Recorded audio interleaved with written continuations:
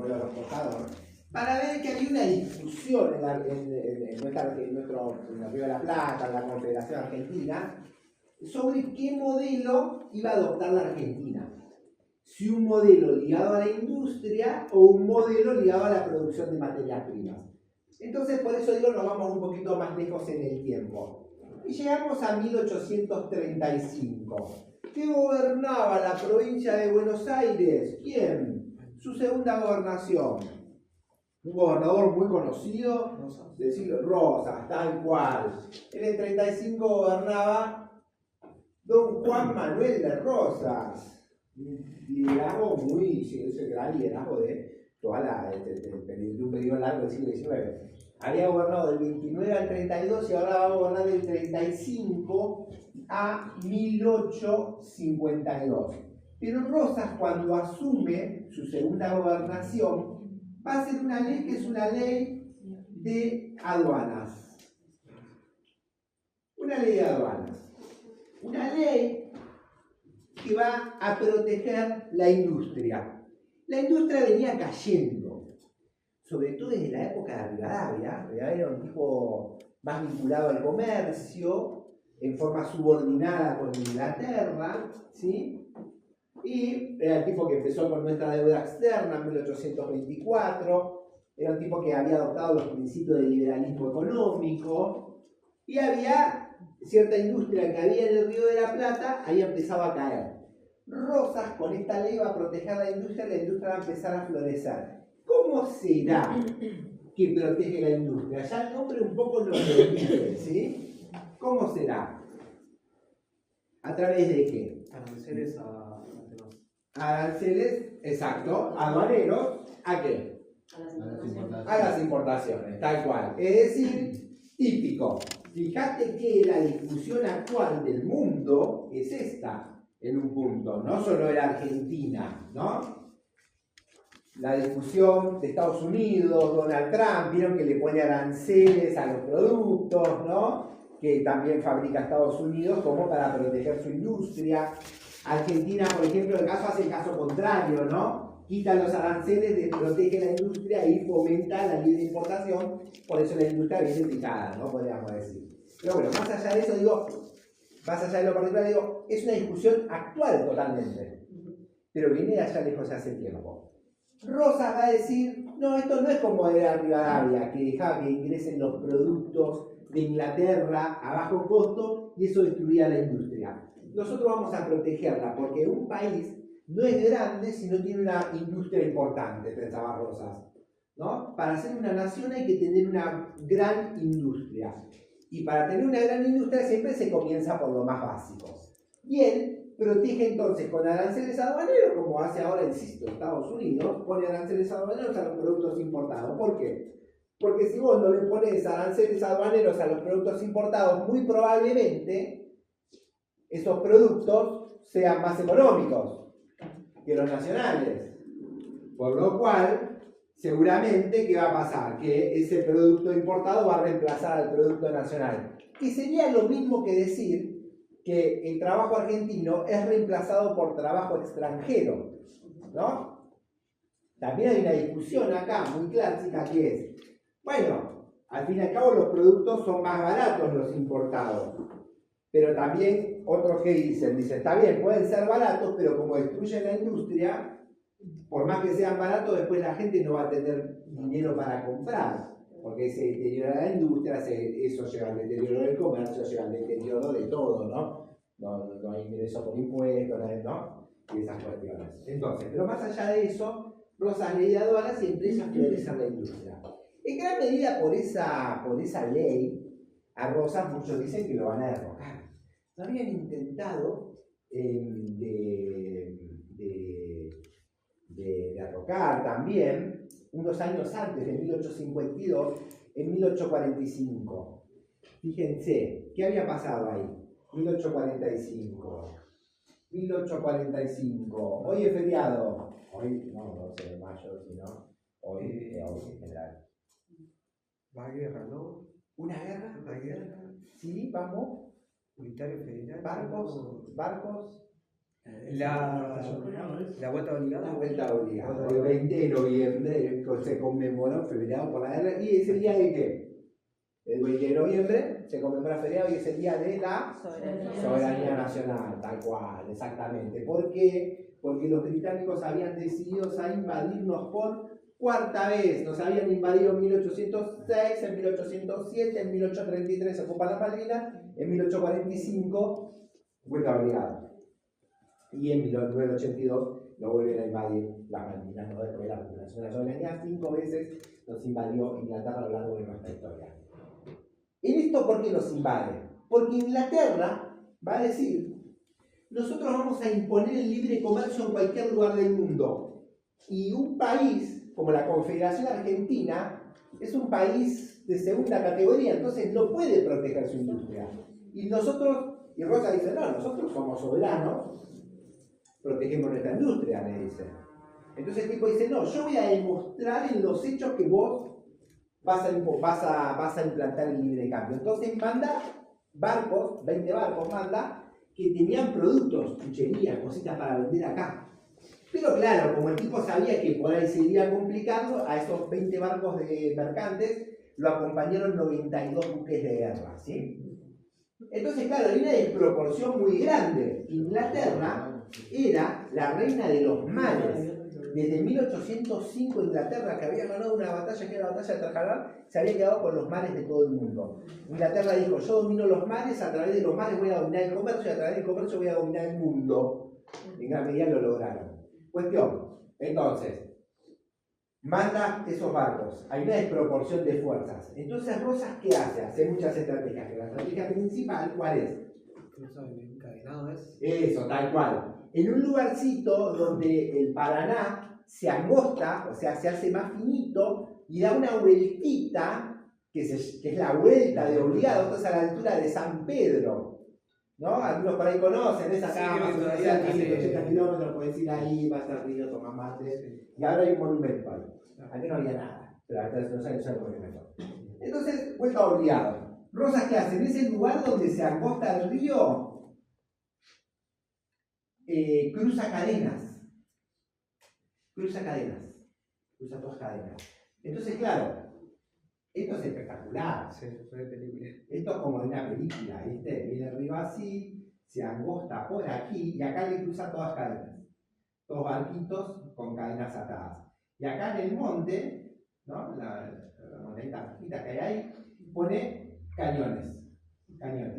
Entonces, cuando vienen los barquitos ingleses y franceses, porque en realidad fue Inglaterra y Francia la que nos invade, y se van a quedar trabados por las cadenas. Entonces, desde acá los van a tirotear. Espectacular. Vos lo ves en una serie y decís, no, esa cuestión, Rosas, ¿qué demuestra con eso? Que San Martín le manda una carta. San Martín está exiliado en Francia, ustedes recuerdan, desde 1828-29. Bueno, cuestión. Y San Martín dice, le va a legar su sable. Él dice, el sable que me acompañó en toda la guerra por la independencia, se lo lego a usted, le dice, por la defensa de la soberanía en la vuelta obligada. Y si usted demostró que los argentinos no son empanadas que se comen de un solo bocado, se dice, ¿no? La soberanía nacional, defendió el tipo, ¿no? Entonces, ¿qué demuestra? Le lleva al fracaso de esa expedición comercial y sigue protegiendo la industria. Hasta que en 1852 lo van a derrocar. Se va a hacer una batalla que es la batalla de Caseros y lo derrocan a Juan Manuel de Rosas. Inglaterra actúa ahí también, pero a través de quién? A través del Imperio Brasilero. ¿Sí? Brasil va a invadir la Confederación Argentina y va a marchar en Buenos Aires con banderas brasileras. ¿No pone este mismo signo lo de la guerra de la Triple Alianza? Sí, la guerra de la Triple Alianza, la guerra contra Paraguay. Ahora vamos a mencionar justo hoy, tal cual. Bueno, Caseros lo derrocan a Rosas, una alianza de poderes internacionales y poderes locales. Los unitarios que decía un compañero recién anteriormente. Bueno, cuestión que lo habían derrocado fundamentalmente Mitre y Urquiza. Mitre representaba como Buenos Aires, la oligarquía porteña, que es lo que un vamos a desarrollar ahora. Urquiza, ¿de dónde viene? Urquiza, ¿dónde vivía? En Entre Ríos. Entonces representaba como el litoral, ¿no? El litoral. Urquiza, claro. El tipo tiene un palacio ahí, se conoce, eso también se visita. La gente va a Colón, hay termas, en el río, ¿no? Y va al Palmar y va a visitar al Palacio Urquiza, que es el Palacio de San José. Urquiza, ustedes saben, tenía 100 hijos. No se queja, tengo un pibe, 2, 3, qué lío, ¿viste? Yo tenía 100. Pero bueno, era de los personajes más ricos de toda la Argentina, sin duda el más rico de todo el litoral, ¿sí? Entonces, bueno, tenía ahí, qué sé yo, 100 pibes, cuestión. Entonces, Urquiza y Mitre, bueno, se habían juntado para derrocar a Rosas, pero entre ellos muy bien no se llevaban. Entonces, cuando derrocan a Rosas, no se ponen de acuerdo en qué hacer y empieza una guerra entre el Buenos Aires y como el litoral sería, o el resto del país, ¿sí? Guerra, muchos años. Buenos Aires, es más, ustedes lo conocen esto por derecho, se separa del resto del país. En 1854 es una propia constitución. Ustedes esto lo ven en derecho, ¿cierto? Sí. Bien. Hasta que en 1861 hay otra batalla, que es la batalla de Pavón. Y vamos llegando al inicio de la reforma, ¿sí? Pavón. En Pavón, ¿quién pelea? Urquiza contra Mitre. ¿Y qué pasa en esa batalla? A ver quién recuerda. De la escuela, de lo que fuera. ¿Una sillita te buscas? Sí, por ahí creo que. ¿Qué pasaba en esa batalla? Pelean Urquiza y Mitre. Va a dar la guerra. Pa, pu, tiro, pa, pu, pi, pum, pa, pu, pum. Gana. Eso. Urquiza. Lo derrota a Mitre por las armas. Pero, si ustedes me pondrían esa batalla la gana Urquiza, estaría mal. ¿Por qué? Porque en realidad Urquiza gana por las armas, pero en lugar de proclamarse triunfador, ¿saben qué hace? Da la orden, que toquen la orden de retirada, que toquen con los instrumentos, que se retire el ejército. Y habiendo ganado, retira su ejército y le deja el triunfo a Mitre. Entonces finalmente Mitre gana esa batalla. En realidad la perdió, pero la terminó ganando porque el otro se fue. Nadie sabe por qué Urquiza hizo eso, que teniendo ganada la batalla, se fue de la misma. Hay un montón de hipótesis que no entramos acá porque no nos importa. Lo que nos importa sí que es que en 1862 entonces Mitre, con el país unificado, va a quedar como presidente de la Argentina. Y Mitre va a empezar a tejer las bases del modelo agroexportador. Entonces, nosotros podríamos decir que en 1862 a 1880 son las bases del modelo agroexportador. Para que después el modelo se desarrolle del 80 al 30. Ya sería el modelo pleno, ¿sí? Hoy vamos a ver todo esto. Pero primero vamos con esta partecita, las bases del modelo agroexportador.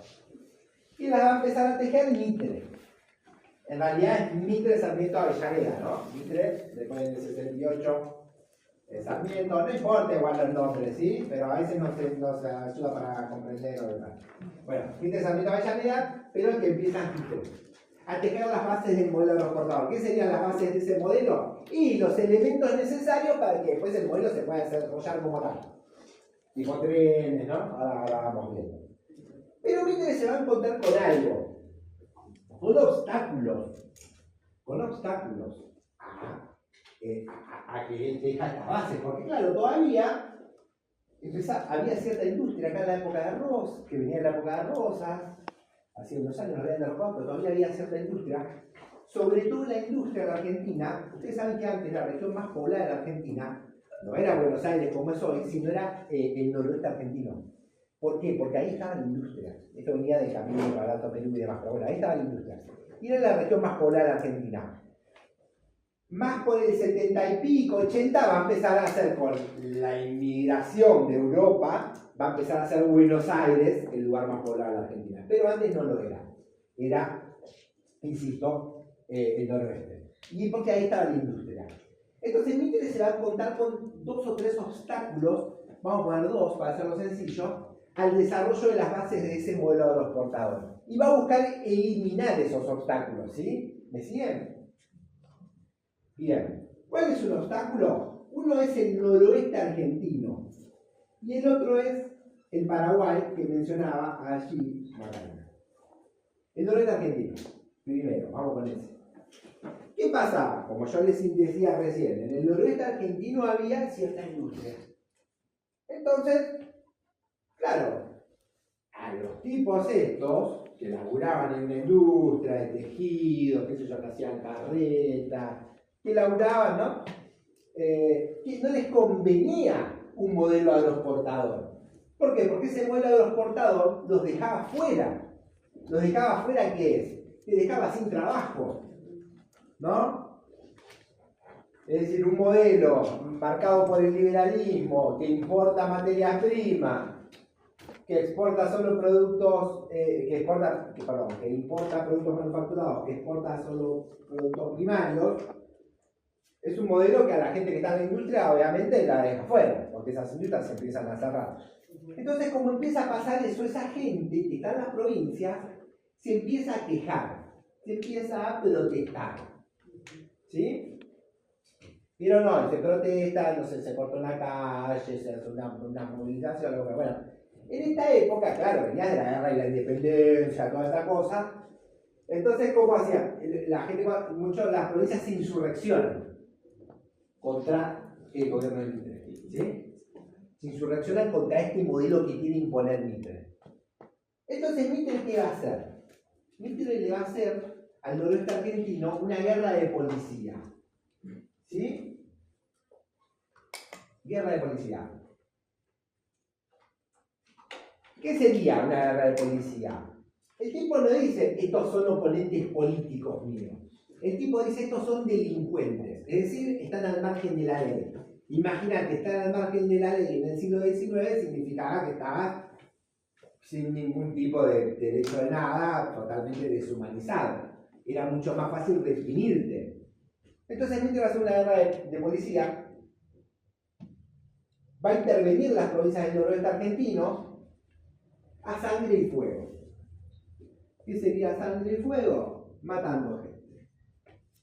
Matando, fusilando, degollando. Por ejemplo, ¿vieron a Chacho Peñalosa? Creo que ustedes lo deben recordar. Chacho Peñalosa era un caudillo de La Rioja, popular, demás, ayudaba ya a la gente y demás.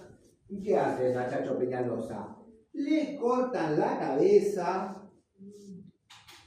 y la cabeza la ponen en una pica, la ponen en un palo y la exhiben en la plaza pública. ¿No? Sarmiento le manda una carta a Mitre y le dice, aplaudo la medida sobre todo por la forma. ¿La forma cuál era? Que lo habían degollado y le habían puesto la cabeza en la exhibición de la plaza pública, la mujer la habían apresado y la tenían encadenada todo el día, barriendo la plaza ahí de un pueblo. Y la Victoria Romero Rafael. Cuestión, usaban métodos de tortura, vieron como, no sé, la dictadura del 76 torturaba gente, metía picana, ¿no? Este instrumento que se había inventado en la década del 30. Picaneaba, submarino, todos esos métodos así horribles y demás. Acá tenían métodos particulares, por ejemplo, el cepo colombiano, agarraban a una persona, la envolvían en tientos, en pedazos de cuero, el cuero lo mojaban, estaba maniatada la persona, lo demás, el cuero lo mojaban, vieron el cuero cuando se moja y se seca, ¿qué le pasa? Se achica, ¿no? Se achica, entonces la persona la empezaba a asfixiar, a quebrarle los huesos y demás, generalmente terminaba con la muerte. Mitre contrata a varios coroneles de Uruguay y los contrata porque eran especialistas en la tortura.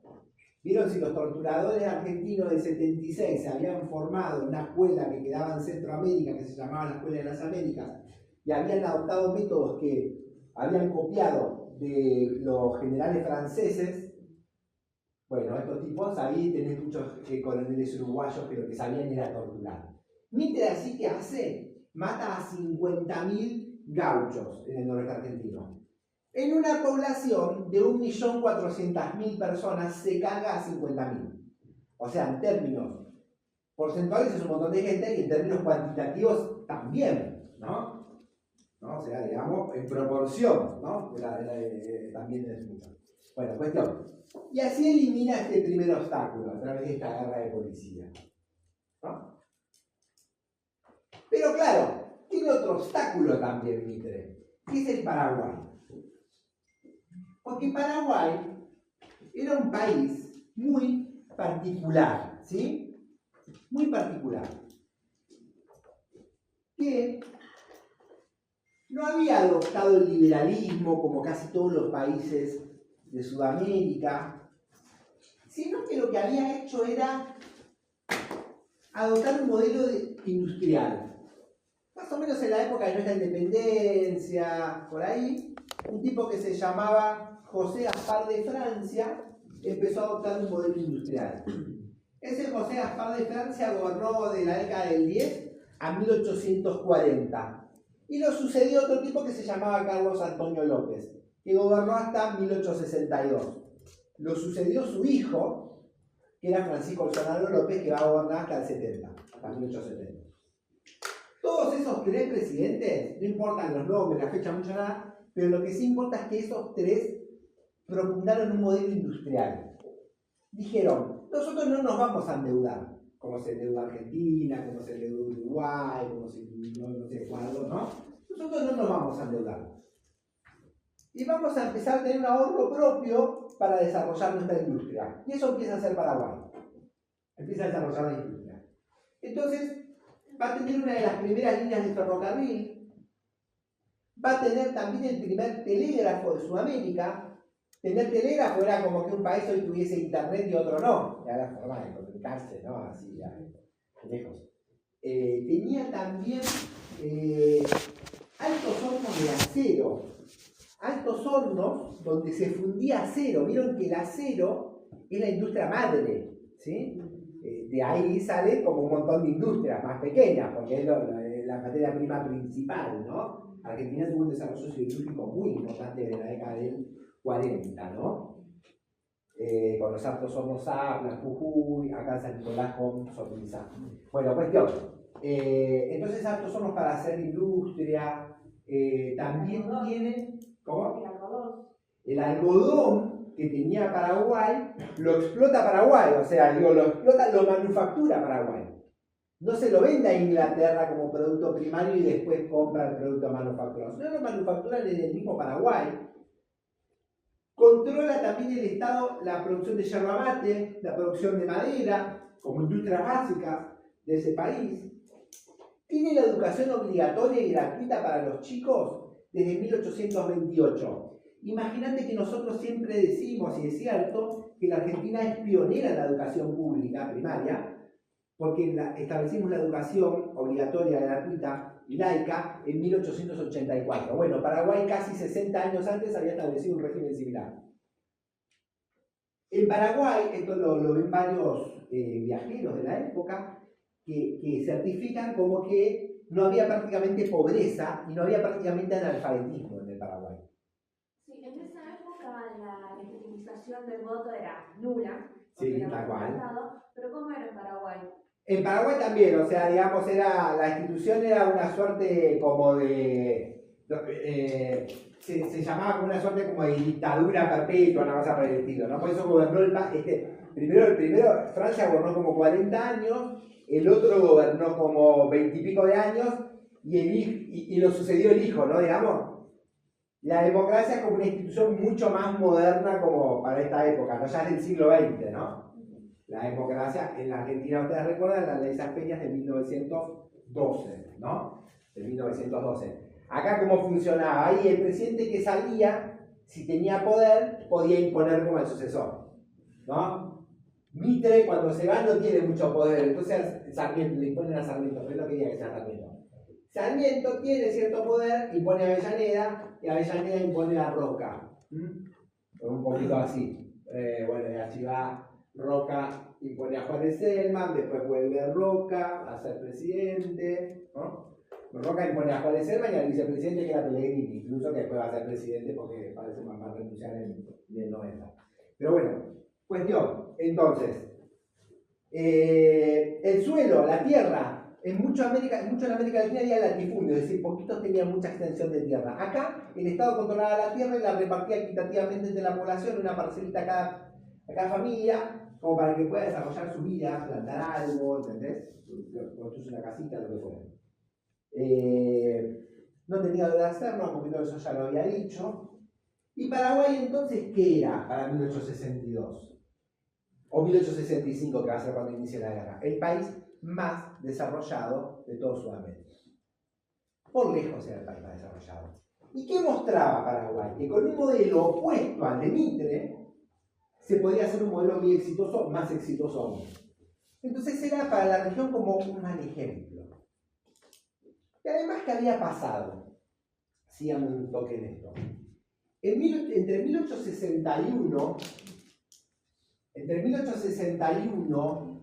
y 1865, en Estados Unidos, ¿qué había pasado? ¿Se acuerdan de una guerra? ¿Con México?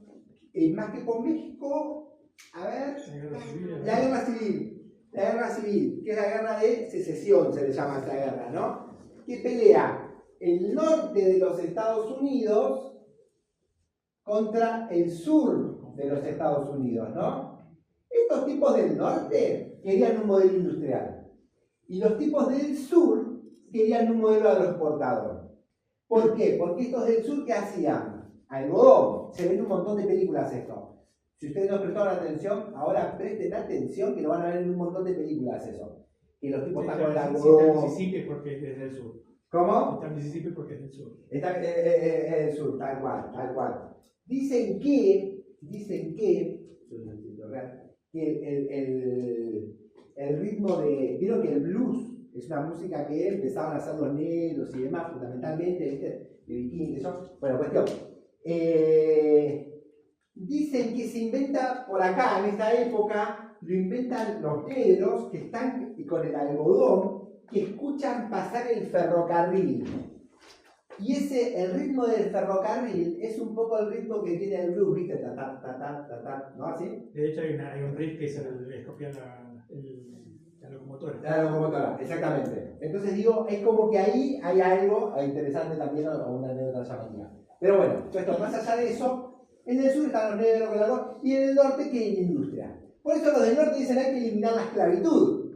¿Pero por qué? Porque los tipos quieren que sean hombres libres. Pero hombres libres no por humanidad generalmente, lo querían libre para explotarlo en la fábrica. Recordemos, el inicio del capitalismo, el trabajador en una fábrica era prácticamente como un esclavo. Digo, no era, los derechos son muy posteriores, ¿no? Bueno, cuento. Entonces, ¿quién va a ganar esta guerra? El norte. Por eso hoy Estados Unidos es una potencia. ¿No? ¿Quién ganó esta guerra acá? ¿El modelo agroexportador? Pues Argentina no es una potencia, podríamos decir en parte. ¿No? Bueno, cuestión. ¿Alguien más? ¿No? Escuché vos. Bueno, cuestión. Estados Unidos. Claro, ¿qué pierden? Bueno, y Inglaterra tenía el algodón del sur de Estados Unidos. Se lo daban y ellos hacían la manufactura. Vos fijate cómo coincide, porque Inglaterra viene avanzando mucho en su industria. Ya está como en la segunda etapa de su revolución industrial. Ustedes lo recuerdan. ¿Y la revolución industrial por dónde empezó? ¿Por qué industria? Por la industria textil, tal cual. Empezaron con la industria textil. Entonces, Inglaterra pierde algo central que es el algodón. Despliega el mapa, la diplomacia británica, y ve que hay algodón donde en Paraguay, en otros lugares. Y acá hay mucho algodón. Pero dicen, pero hay un gobierno que no nos va a dar el algodón. Entonces, bueno, ¿cómo podemos hacer para obtener algodón? Podemos invadirlo, pero más fácil que es mover las piezas para que otros hagan la guerra por nosotros. Y eso va a hacer Inglaterra. Va a mover las piezas para que sea una alianza entre Argentina, Brasil y Uruguay. La triple alianza, que en realidad es cuádruple porque está también Inglaterra, pero la triple alianza que van a ir por Paraguay. En 1865 explota la guerra de Paraguay, que va a terminar el 1 de marzo de 1870. ¿Cómo termina esa guerra? ¿Cómo? Un Paraguay destruido, devastado. Ahí es cuando se aprueba también la poligamia, fueron tantos hombres los que murieron en la guerra que no tenían población. Exactamente, tal cual. Profe, la triple alianza sería Argentina, Brasil y Uruguay. ¿Ven lo que dice Macarena? ¿Por qué? Porque se asesinó al 99,4% de la población masculina mayor de 20 años. 99,4%, es decir, prácticamente el 100% de los hombres mayores de 20 años. ¿Bien? ¿Qué queda cuando termina la guerra? Al 75% de la población total se asesinó. Estamos hablando más o menos de asesinar a 1 millón de personas. Es el genocidio más grande que tuvo América. América ¿Cómo? En Paraguay. 1 millón de paraguayos muertos aproximadamente. ¿Y qué quedan al terminar la guerra? Mujeres, pero las mujeres también habían empezado a combatir porque habían caído mucho los hombres en la primera etapa de la guerra, entonces las mujeres salen a combatir por su país y también mueren. Entonces, ¿qué quedan en Paraguay? Mujeres muy grandes, abuelas, ancianas, y niños muy pequeños mayormente menores de 10 años, porque los pibes de 14, 15, 16 también van a la batalla cuando también van cayendo los hombres más grandes, ¿sí? Hay una batalla que es bastante conocida, que es la batalla de Costa New, donde el bando aliado, fundamentalmente fue el ejército brasilero, rodeó un monte donde había muchos chicos, ¿sí? Muchos nenes, y lo rodeó y lo prendió fuego. Entonces los chicos mueren todos calcinados, ¿no? Prendidos fuegos. Hoy en Paraguay se conmemora, es en agosto también, parecido en la Argentina, el Día del Niño, por esa batalla que es la batalla de Costa New. Entonces, claro, Paraguay es niños y abuelas, esta guerra es un genocidio, ¿no? Una población que tiene un problema muy importante para poder reproducirse, por eso es lo que decía Macarena, ¿no? Dentro de la poligamia y demás, como para intentar de sostener esa nación, ¿no? Poder que perdure a lo largo del tiempo, logró perdurar. También el guaraní oficia de algo muy importante ahí y demás. Bueno, cuestión, Mitre elimina el segundo obstáculo o este mal ejemplo que era el Paraguay. Y a partir de eso va a empezar a tejer las bases del modelo de los portados. Lo primero que nosotros podríamos decir es que Mitre va a comenzar a trazar los ferrocarriles argentinos. ¿Y cómo están trazados? En forma radial. En forma de abanico. Claro, más que como los ingleses. Como los ingleses sí es el trazado de los andenes. Viste que están al revés. Nosotros los hubiésemos puesto al revés, ¿no? El profesor mandó un video que muestra los ferrocarriles en forma de ojo, como que salen del puerto hacia el resto del... Bueno, de ojo, de abanico, tal cual. Es decir, lo central para nosotros es lo siguiente. Es que todos están trazados al puerto de Buenos Aires. Por eso es como un abanico, o claro, como un ojo, como dice ahí la compañera. Es decir, si esto es la Argentina, más o menos, el primer triángulo, Buenos Aires puede que está acá, y todo confluye acá. ¿Sí? Todo confluye en el puerto de Buenos Aires. Es decir, son ferrocarriles trazados por argentinos, pero según el interés de Gran Bretaña. ¿Por qué estos ferrocarriles son funcionales a un modelo de los portados? ¿Por qué les parece? ¿Por qué nos parece? Sí, porque Para la el puerto exportación de no materias puede. primas. Por exportación de materias Va todo al primas. puerto. Va todo al puerto para exportar materias primas. No, lo mismo. Lo mismo. Exacto, porque comunican las provincias, la riqueza, con la boca de salida directamente. ¿La boca de salida a dónde? A Londres, a Inglaterra, a Manchester, a Lancashire, todos esos lugares. Esos lugares que nosotros veíamos en el principio del cuatrimestre con Marx, que decía, bueno, la explotación del trabajador, que fin, que pan, bueno, eran estos trabajadores.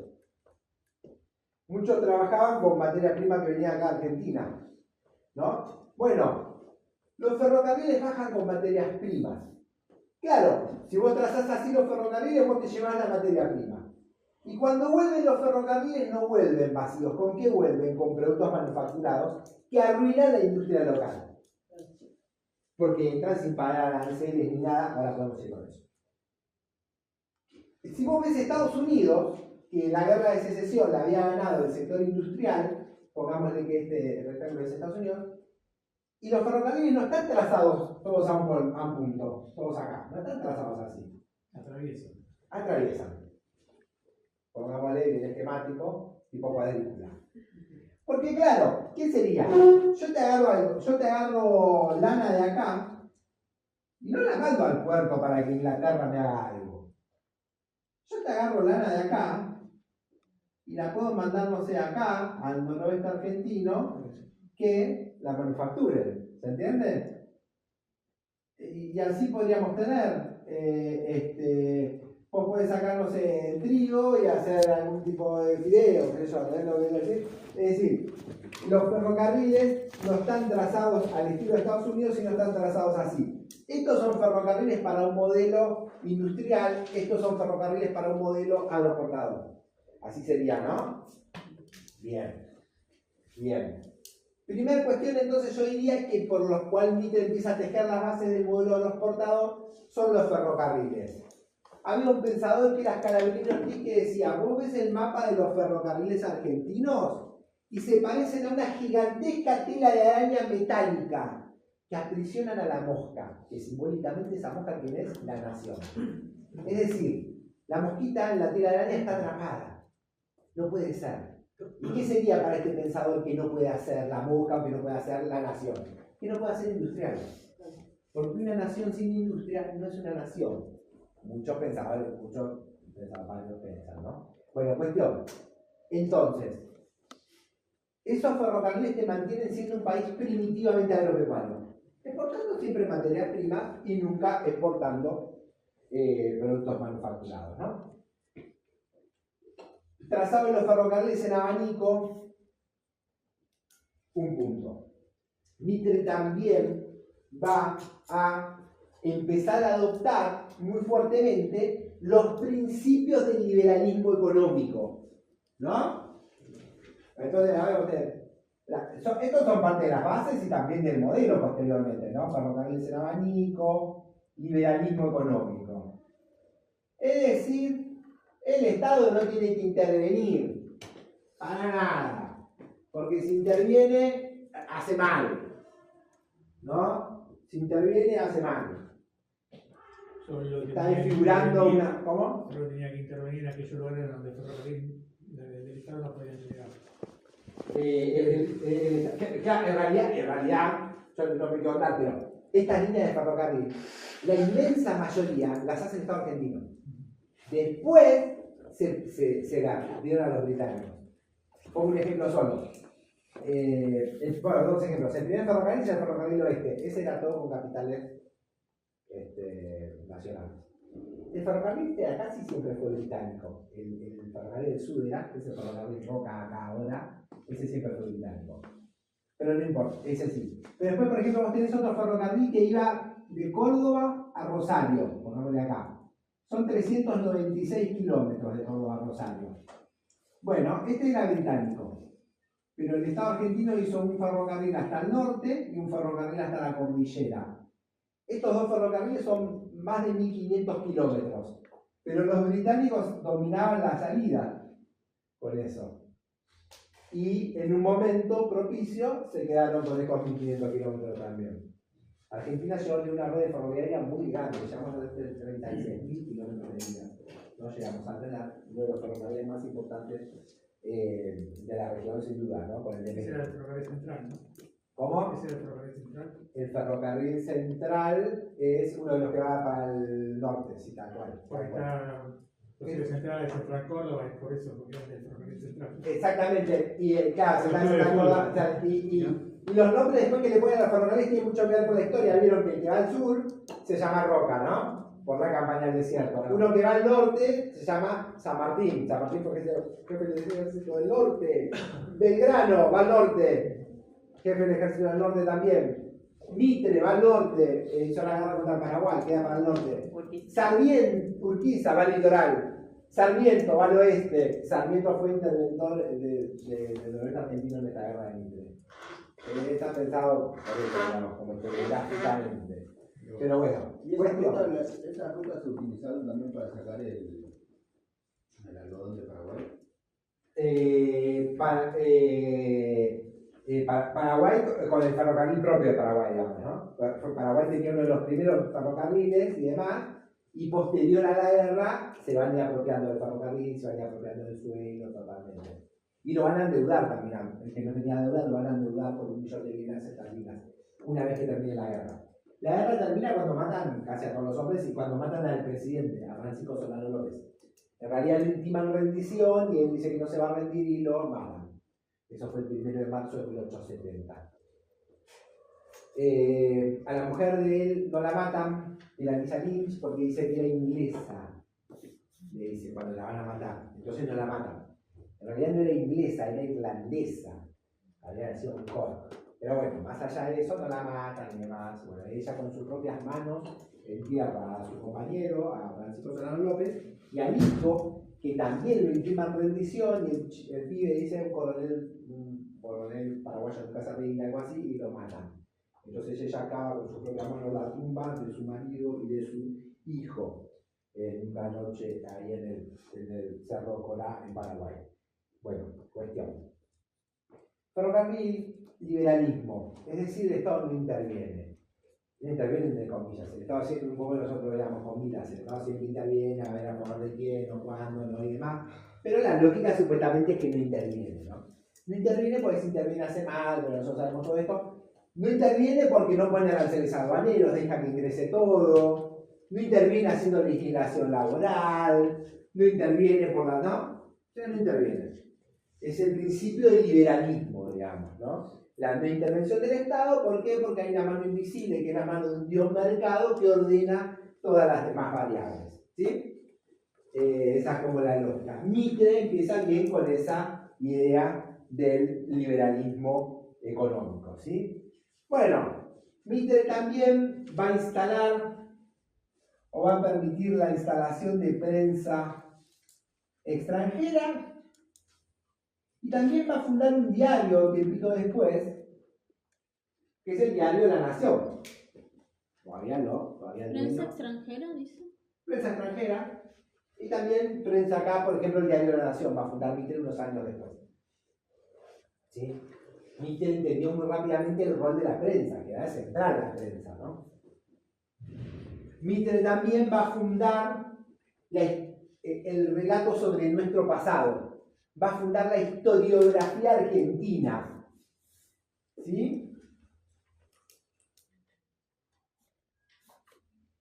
Es decir, Mitre va a relatar qué pasó en el pasado de la Argentina. Es el primero que lo hace. Y va a decir que todo esto que hicieron era maravilloso. ¿No? Y cuando se dice que Rosas es el gran tirano Ahí va a decir que Rosas era un tirano, que era tan tirano que hasta mandó tirar la piedra movediza de Tandil, ¿vieron? Que hay una ahí, pero no, ya no era original. Así, cosas así, que mataba gente, que todo el otro, no sé qué. Bueno, claro, esto empieza con la historiografía que funda Bartolomé Mitre, ¿no? Bueno, y así la cuestión. Prensa extranjera también, diarios británicos, prensa de acá que te va a relatar lo que pasa. Va a controlar el relato un poco también de los hechos en el momento, ¿no? Profesor, ¿Mitre va a decir que Rosas era un asesino?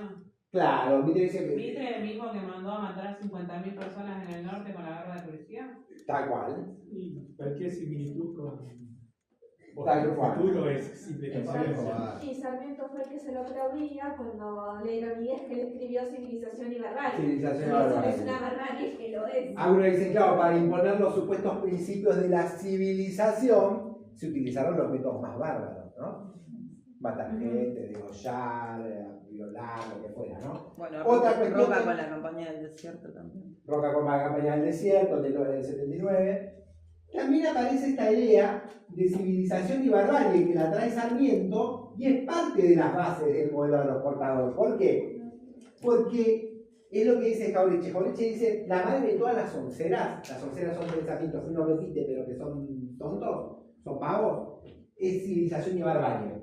Y esto es muy interesante porque la élite argentina, para tejer las bases del modelo de los portadores, tomó esta idea de civilización y barbarie pero la dio vuelta.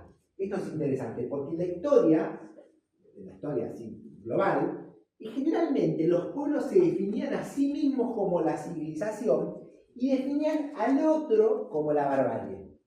¿Y quién era la barbarie? El extranjero. Para los griegos, nosotros somos la civilización, el otro es la barbarie, los romanos lo mismo. Vos lo podés ver en cualquier serie, no sé. Claro, el que viene es el bárbaro. El que viene es el bárbaro. El que tiene menos recursos. Tiene menos recursos, tiene otras creencias, ¿no? Que son, no sé, vikingos, la serie, por ejemplo. O sea, bueno, ahí está. Los vikingos dicen, nosotros somos la civilización. Los que tienen un dios está mal. Y los otros que dicen, no, los vikingos son... decía que los vikingos eran los bárbaros. Los bárbaros. A la historia, ¿qué pasaron? Los vikingos como los bárbaros. ¿Por qué? Porque triunfaron los otros, ¿no? Bueno, pero acá en particular, porque Sarmiento lo da vuelta. ¿Y qué dice? La barbarie somos nosotros. Todo lo que nace de acá es bárbaro. ¿Y qué es lo civilizado? Lo ajeno. Es decir, ¿bárbaro qué es? El indio, el negro, el gaucho, el mestizo, ¿Criollo también? el criollo, mismo incluso lo español va a ser como parte de la barbarie, como parte de una Europa que lo más atrasada. ¿Y la civilización qué es? Europa, la Europa anglosajona, y posteriormente Sarmiento va a poner a Estados Unidos como la civilización. Pero esto desarrolla la educación en base A las maestras, exactamente. Es decir, Jauretche dice, entonces cuando en la Argentina se decía que se estaba civilizando, en este momento se estamos civilizando porque estos son bárbaros, los gauchos son bárbaros y hay que matarlos, Paraguay son bárbaros, Sarmiento dice, el feroz, bruto, borracho Solano López, dice, lo acompañan miles de animales que no tienen razón, que no tienen racionalidad, como que son personas, son animales, ¿no? Los animales no tienen racionalidad, ¿no? El ser humano tiene razón. Bueno, cuestión. Entonces, claro, la barbarie es todo lo propio y la civilización lo ajeno. Entonces dice Jauretche, cuando se hablaba de civilizar, en realidad se estaba desnacionalizando. Se estaba quitando lo que teníamos de propio e imponiendo lo ajeno.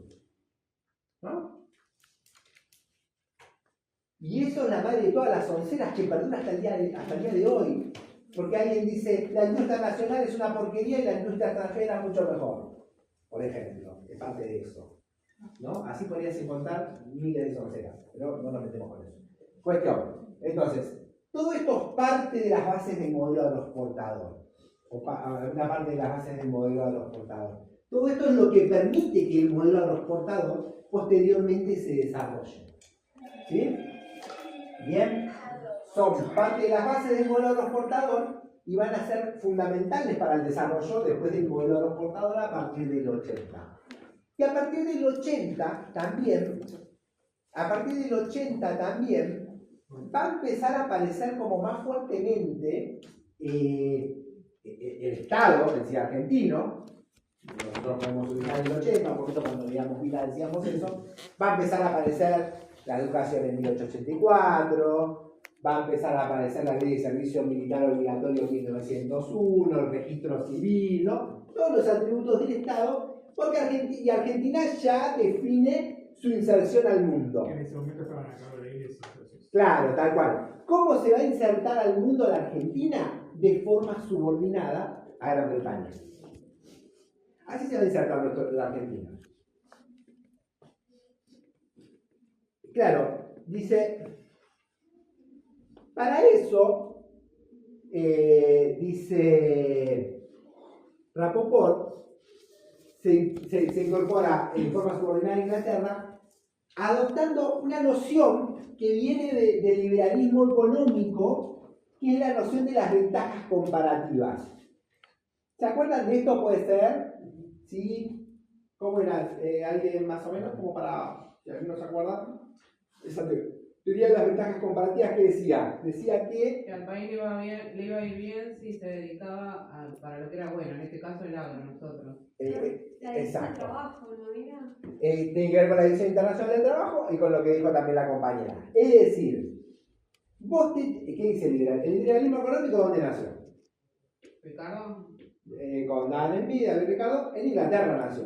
Adam Smith principalmente, ¿no? En Inglaterra. Entonces, bueno, una teoría que nació en Inglaterra, que Inglaterra se estaba desarrollando como potencia, quería dominar el mundo, y lo más lógico es mirarlo con ojos críticos, decir, che, bueno, pero ojo, que por ahí a nosotros no nos conviene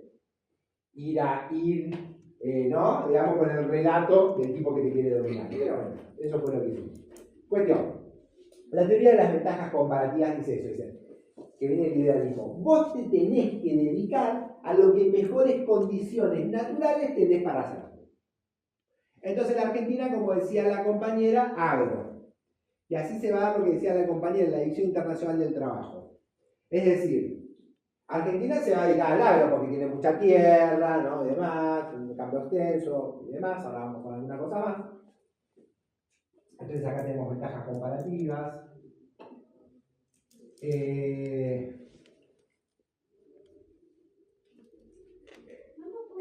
Chile, ¿a qué se...? Sí. No me acuerdo si fue en esta materia o en alguna otra donde ponían un texto antiguo que decía que viéndonos en materia solo de recursos, Argentina ya para este siglo debería haber sido una de las grandes potencias mundiales. ¿Cómo que Argentina para este siglo podría haber sido una de las grandes potencias mundiales? Puede ser. Ahora uno podría decir, esa riqueza de la Argentina, ahora lo vamos a usar nosotros, mayormente se iba al extranjero, no quedaba acá. Uno podría decir hoy, por ejemplo, hoy en general, digo siempre la consulta mundial, pero hoy en general, la Argentina, fíjense, tiene un campo que produce una riqueza enorme, ahora vamos a contarlo. Tiene un enorme litoral marítimo, donde la pesca es una enorme riqueza. Vieron que vienen la milla 200, para acá vienen los chinos, te saquean todo, pero nosotros dejamos que saquen y además nosotros no pescamos nada. Y no hace mucho se extendió.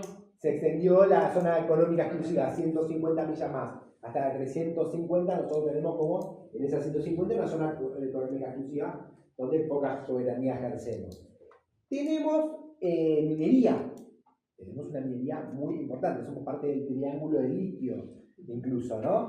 Con Chile y Bolivia, la región del litio que más riqueza tiene. Tenemos ahora, tenemos petróleo desde 1907, ¿no? Que se descubrió el petróleo en Comodoro Rivadavia, pero también tenemos gas, tenemos, ¿no? Gas no convencional, vaca muerta, es decir, una riqueza enorme que tiene la Argentina. Mucha de esa riqueza se está explotando.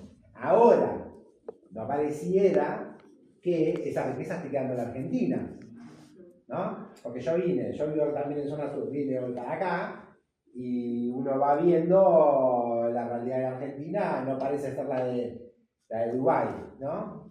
Evidentemente, no parece un país súper rico, sino parece un país con mucha pobreza, ¿no? Un país con mucha pobreza, un país con mucha indigencia, un país con muchísimos problemas, ¿cierto? Ahora podemos ver eso un poco. Entonces digo, acá también la Argentina producía una riqueza enorme, sobre todo con el campo. Ahora mayormente esa riqueza se fue al extranjero en este momento. Se fue al extranjero, no quedaba acá. Los trabajadores estaban, totalmente guiando. Ahora vamos a las funciones. Sí, este pedazo de texto era más predictivo, era muy antiguo, porque hoy en día si miramos para atrás, obvio, si las cosas se hubiesen manejado diferente, no, claro. No, total. Pero bueno, por eso yo decía, tengamos en cuenta lo del pasado, pero también lo de hoy. Digo, a mí a veces por lo menos es una pena que no podamos. Muchos países del mundo matarían por tener alguna de estas riquezas para poder explotar. Nosotros tenemos 3, 4, 5 y estamos, en una decadencia absoluta, ¿no? Una decadencia absoluta. Dependemos del precio internacional del petróleo, del precio internacional de la... También, de toda esa situación, es complicado el mundo también, pero bueno, algo, ¿viste? Pero bueno, recuperemos un poquito que también tiene que ver con todo esto. Ventajas comparativas, Argentina campo, a ver, algunos clásicos. Profe, lo que pasa es que para mí, ¿no? Como que la política esta del liberalismo se queda la torta de la misma familia que se quedaron con las tierras en su momento. Bien, unos pocos. En gran medida, ahora vamos a eso. Ahí vamos a eso también. Acá no hay agua, acá está eso. ¿Y Magalí está bien o no? Está frío. Está pata. Acá Argentina es un país que tiene todas las estaciones. Todos los climas, todas las estaciones. Tenemos viento para generar energía eólica. Hay lugares del país, como ahora hay mucho viento, pero tremendo, energía eólica. No podría hacer lugares con mucho sol. Hay provincias argentinas, en este caso Mendoza, o parte del noreste argentino, donde hay sol prácticamente todos los días del año, ¿no? Son todos los días del año. Tampoco aprovechamos el turismo. ¿Dónde viste un país que tiene ciudad, montaña, sierra, playa, Tal cual. todo tenemos? Es más económico vacacionar en otro país que en tu propio país. Acá no hay presupuesto. Y es Buenos Aires. Y Argentina murió en Buenos Aires. Tal cual. Y solo tenés ciudad de arquitectura en Buenos Aires. Vas al sur tenés una cosa, vas al norte tenés otra. Hermoso y no hay más. No, total. Entonces, Ecuador se va a incorporar al mercado mundial a partir de la producción de ¿qué? ¿Qué conocemos nosotros de Ecuador hasta el día de hoy? El café. Y banana. Colombia, café. Colombia, café. Ecuador, banana. Chile, cobre. Bolivia, la minería también. Estanque y demás. Bajo subordinación inglesa. Y mayormente Sudamérica bajo subordinación inglesa, mayormente. El norte de Sudamérica, ahí aparece un poquito Estados Unidos también, tipo caso Venezuela, el tema del petróleo más con Estados Unidos, Cuba, la caña de azúcar con Estados Unidos. Puerto Rico, Panamá. Entonces, bueno, Guatemala con la banana también, ¿no? Ahí dominaba una empresa que era Bueno, Argentina es el octavo territorio del mundo en extensión territorial, ¿no? Sarmiento, que había dicho, Fabrici dice que es la segunda soncera, que el mal que aqueja a la Argentina es la extensión, que Argentina tiene un mal que es un país muy grande. Y Fabrici dice, eso es una soncera, todos los países quieren tener territorio, porque son posibilidades económicas, todo, ¿no? Pero ¿qué dice? Sarmiento, ¿qué quería? Hacer Europa en América. ¿Cómo son los países de Europa pequeños? Él quería la pampa húmeda y el resto medio que nada. Una cosa así, ¿no? Dice Fabrici. Cuestión. Entonces, la Argentina se va a incorporar al mercado mundial a partir de las ventajas comparativas, a partir de este tipo de producción. Pero es toda la región la que se incorpora así. Nosotros produciendo eso, particularmente porque es lo que tenemos. ¿Qué más? ¿Y qué hay que buscar la ventaja comparativa? Y acá, digamos, en los 80, un poquito antes, también empieza Argentina, más o menos por ahí, digamos, ¿no? Y Rapoport dice, tuvo que solucionar dos carencias la Argentina también para desarrollar este modelo agroexportador, que son la carencia de mano de obra y la carencia de capital. La carencia de mano de obra, ¿cómo la soluciona? Inmigrantes. Fomento la inmigración. Porque ahí, paralelamente, lo que leí era que en Europa había una depresión y tenían que...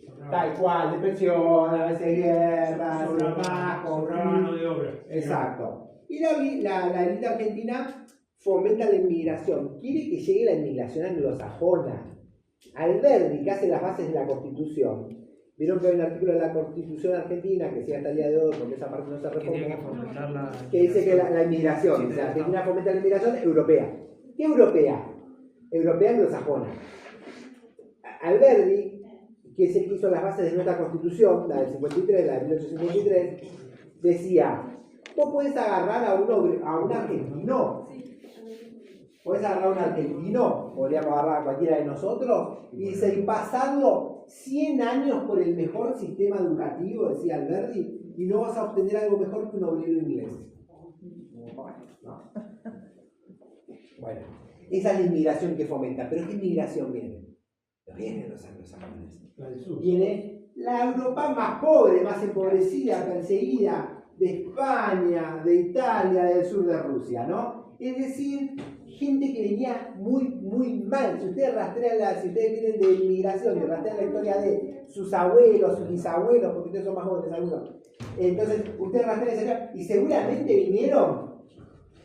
Bueno, mi bisabuelo era japonés. Japonés. Ah, tuvimos también una inmigración japonesa en un momento, pero por parte de la guerra. Ah, de la guerra. Siglo XX ya, digamos. ¿no? Sí, más o menos, parte de la Segunda Guerra Mundial. La Segunda Guerra Mundial, la cual. Tuvimos un poquito de inmigración japonesa, no tanto, pero tuvimos un poquito también. Pero bueno, cuestión, acá. Lo que digo es mayormente... ¿Cómo? Y era que los países están en guerra y demás, y la guerra... Era, sí, está bien. la guerra es una cosa muy terrible, es una cosa muy terrible, pero también lo que pasaba era que había empezaba a haber mucha escasez de alimento en las guerras y eso, o sea, es decir, la gente que viene, mucha de la que viene a Argentina, si tienen su bisabuelo vivo, lo que fuera, si haya venido, pregúntenle cómo vino, y van a ver seguramente algunos datos medio crudos. ¿Por qué? Porque no tenían para comer, pero no tenían para comer efectivamente porque no había alimento. Posteriormente se controla más la producción de alimentos, pero no había alimento. Entonces la gente cuando viene acá, era como la abundancia total. Viste que muchas de las casas de los inmigrantes se hacían el gallinero, la huerta y demás. Mucho venía de esta tradición de haber estado en la guerra, de haber pasado hambre, pero en serio, O sea, no tener comida por una semana, 10 días, así, nada, ¿no? Y bueno, toda esa era la situación de los países. Por eso también viene mucha gente. Viene mucha gente en la miseria más absoluta, con absolutamente nada la gente esa gente. La resaca de todos los países. La resaca de todos los países. Y vos imaginate la Argentina, cómo a esos inmigrantes, en una tradición muy fuerte de la Argentina, los acogió. Y esos inmigrantes mayormente echaron raíces, porque la idea era vamos, nos estamos buscando hambre, vamos y después volvemos. Pero mayormente echaron raíces acá y son la familia de todos ustedes, ¿no? Mis abuelos italianos, por ejemplo. Abuelo italiano del compañero. Mi bisabuelo era español. Lo subieron a un barco con 5 años solito con el hermano y vinieron para acá. Las familias, eso es muy típico, las familias agarraron a sus pibes, pero 5 años, 6 años, sí, así. y lo mandaban solo por ahí con una carta, se haría un familiar, pero no era como ahora, fácil. Llegaban al puerto, el hotel inmigrantes, entonces es una realidad muy terrible, pero esa gente afincó esos países acá, y en gran parte es parte de la construcción de nuestra nación, de nuestra gastronomía, de nuestra cultura, todo eso, ¿no? Ese proceso que viene de Europa mezclado con el elemento nativo, ¿no? Todo por la Constitución. Sí, mi bisabuelo vino de parte de Portugal, pero también con una migración, no me acuerdo. Mi abuelo nació en 1914, pero cuenta la historia de la familia que la familia se inició con parte de mi bisabuelo de Portugal y pueblos originarios. Sí, pero claro, y está esa mezcla, lo llamamos como un mestizaje, como un mestizaje cultural, ¿no? Sí, que habrá llegado a partir de 1900. Viste que vos tenés, por ejemplo, vos agarrás una festividad religiosa en el norte argentino y vas a ver muchos elementos indígenas mezclados con elementos católicos, Europa, América, las vírgenes morenas que hay en América también y demás, ¿no? Esa mezcla, es como un mestizaje que también se ve en el arte, se ve en la música, se ve en la gastronomía, se ve en todo, se ve en los rostros de los argentinos, que son rostros mestizos, ¿no? En la inmensa mayoría. Bueno, cuestión, entonces, esos inmigrantes vienen sin nada en el bolsillo, nada, pero algunos sí vienen con algo en la cabeza que es la ideología. Algunos venían con ideología socialista y anarquista y empiezan a organizar sindicatos y demás. Entonces la ley cuando los mira, dice, che, estos inmigrantes, nosotros decíamos que era la civilización, los ven todos pobres, desarrapados, no hablan el idioma, empiezan encima a organizar sindicatos, a hacer lío en los lugares. Y empieza entonces la ley de Argentina empieza a hacer ley, que había hecho Venga, empieza a hacer leyes para expulsarlos. En 1902 hace una ley que es la ley de residencia y en 1910 la ley de defensa social. Son leyes que facilitaban la expulsión de los extranjeros.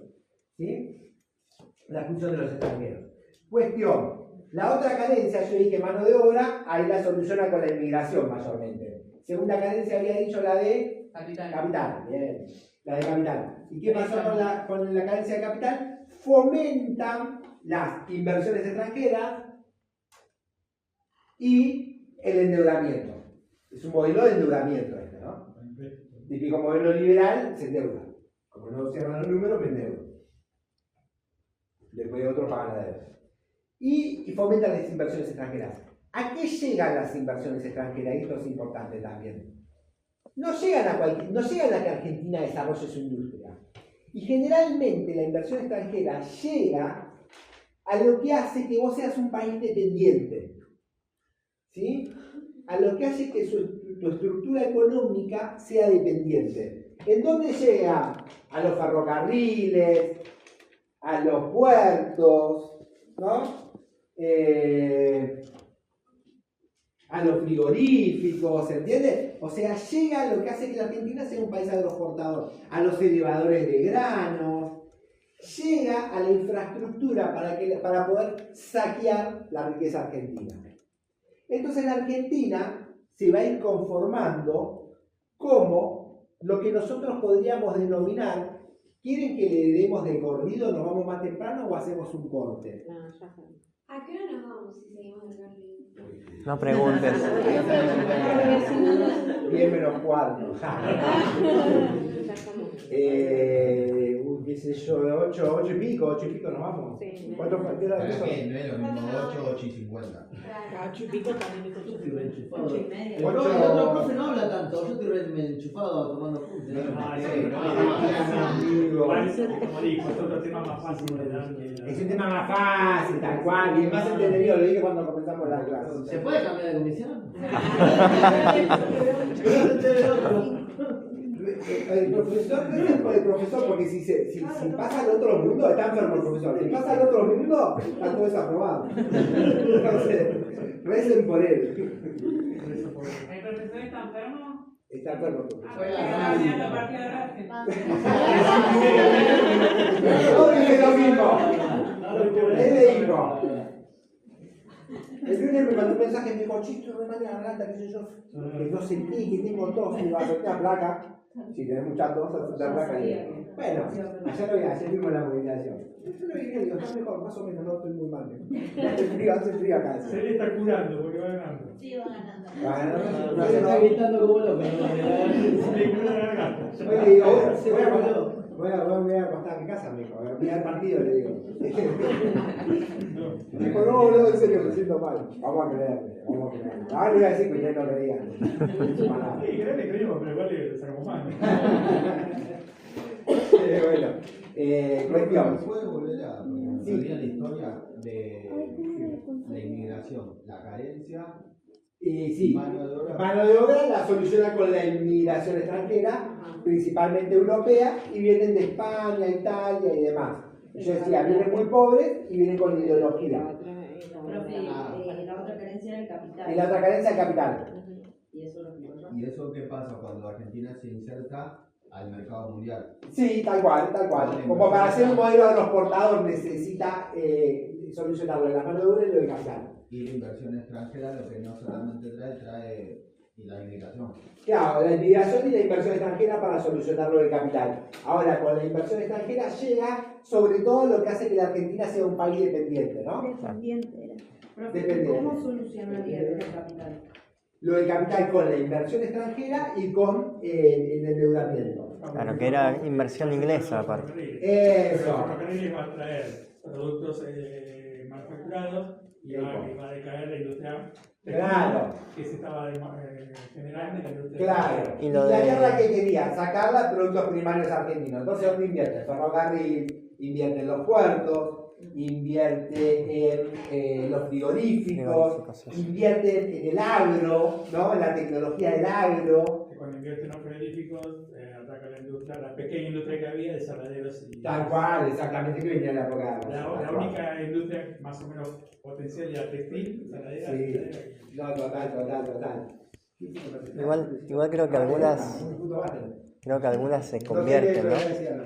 Creo que algunas, como la de Mar del Plata, se convierten a lo que es pescados, ¿puede ser? A ver, repetime, Porque recuerdo que me di como un recorrido histórico y decían de que luego de que la industria saladera en Mar del Plata se echara a perder, digamos, decidieron reconvertirse y cambiar trajeron tecnología justamente de Inglaterra. Y bueno, pasaron a proveer lo que eran pescados y esas cosas. Bien. Está buena. Así me contaron, no sé. La inmigración extranjera. Por eso está el puerto ahí. Claro. Esto de mano de Estaba. obra. Es ¿Está? por mano de obra Estaba. calificada porque Estaba, creo que estaba. no había. Ahora ya no. No, mayormente está. necesita Está. mano de obra Sí. por dos cosas, diría yo. Poder pescar. Primero porque hubo mucha matanza. Porque está esto, está lo de la campaña del desierto que mencionaba la compañera en el 79, la campaña del oeste, mucha matanza. Entonces digo, también se necesitaban más brazos para trabajar. Y después está esta cuestión como ideológica, de decir, che, son mejores los europeos que los nativos. Entonces traigamos europeos, ¿no? La mano de obra. Y la población se duplicó. Sí, tal cual. Porque éramos 1.800.000 y pasamos a ser 4 millones cuando Y en Buenos Aires, en un momento, hay un 75% de la población era europea, era extranjera, perdón. Mayormente europea. ¿Sí? Bien, entonces. Yo decía, bueno, esas las dos carencias, capital, mano de obra, la solución a de esta y otra forma. ¿Sí? ¿Estamos bien con eso? Bien. Y yo decía, las inversiones llegan medio a esto de la dependencia, ¿no? Entonces acá hay una clave también.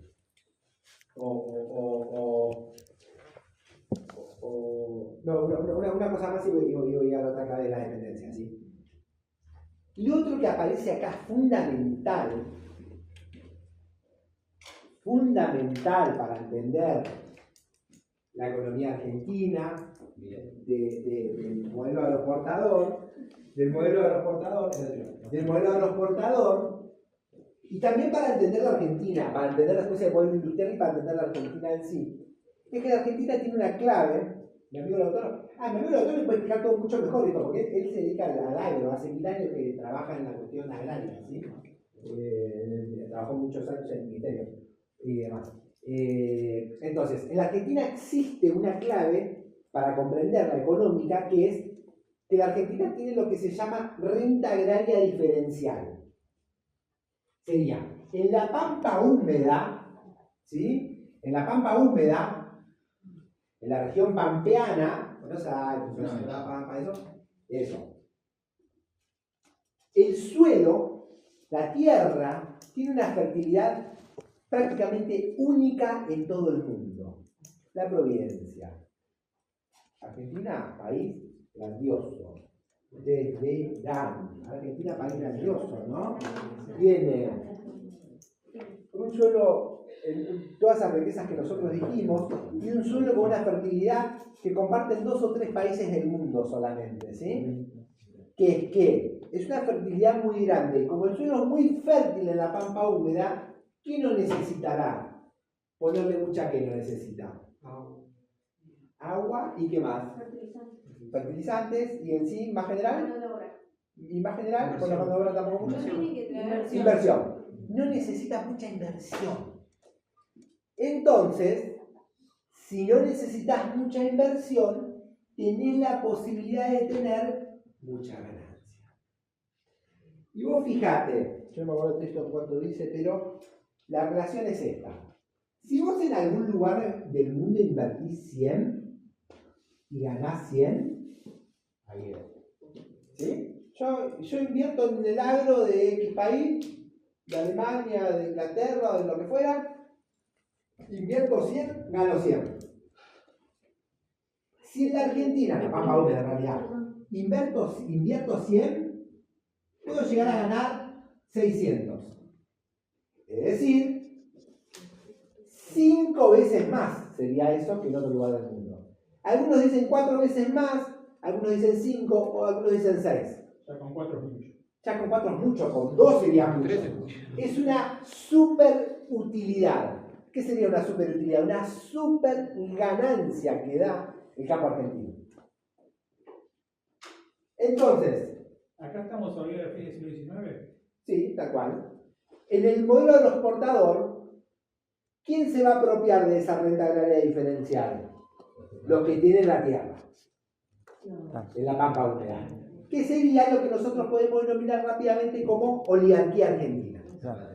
Terratenientes, la oligarquía terrateniente. Que a diferencia de Estados Unidos o otros, eran muy pequeñas comunidades o estaba muy bien repartido. En Estados Unidos repartido chiquitito, claro. Acá grandes extensiones, cada familia tiene una gran extensión. Dijo otra palabra hoy.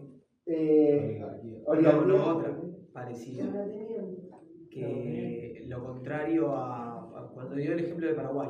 El latifundio. El latifundio. Es decir, pocos tienen mucha extensión de tierra. Estamos hablando más o menos de 50 50 familias estamos hablando, ¿sí?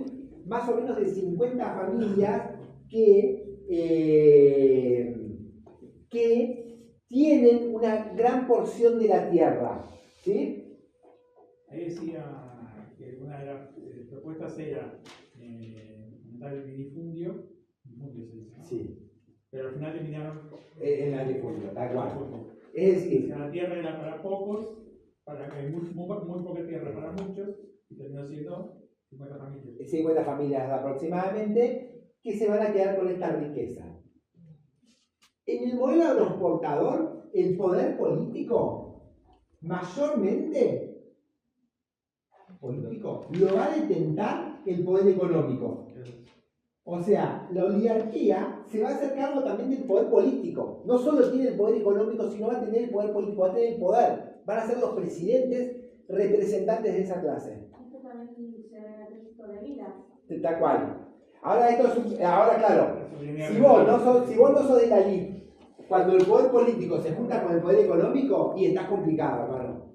¿Por qué? Porque hay momentos en la historia argentina que esto se cinde. El poder político está fuera del poder económico, y por ahí un poquito tiran algo para la gente. Pero claro, cuando la gente más rica se hace cargo del poder político, no te tiran nada, generalmente. ¿No? Tal cual. Bueno, cuestión. Poder político, poder económico. ¿El poder económico qué es? La oligarquía terrateniente. La oligarquía terrateniente, ¿qué hace? Se apropia de la totalidad de esa renta agraria diferencial. Se la queda toda. Es una riqueza enorme, pero enormísima. Voy a poner 2 o 3 ejemplos. La oligarquía argentina va a vivir en esta época como vivían los reyes en Europa en el siglo XVIII. Es decir, se tienen que hacer una casa y van a construir un palacio. Por ejemplo, quizás ustedes conocen la Cancillería Argentina que queda en Retiro. Si ustedes bajan en la estación San Martín, bajan ahí para el Círculo Militar, frente a la Cancillería, edificio hermoso, gigante, hoy es la Cancillería Argentina, se llama el Palacio San Martín o Palacio Anchorena, porque era de la familia Anchorena. La familia Anchorena había llegado a tener 1 millón de hectáreas en Argentina. La familia Martínez de Oz había llegado a tener 2,5 millones de hectáreas. Imagínense que la provincia de Tucumán son 2.200.000 hectáreas.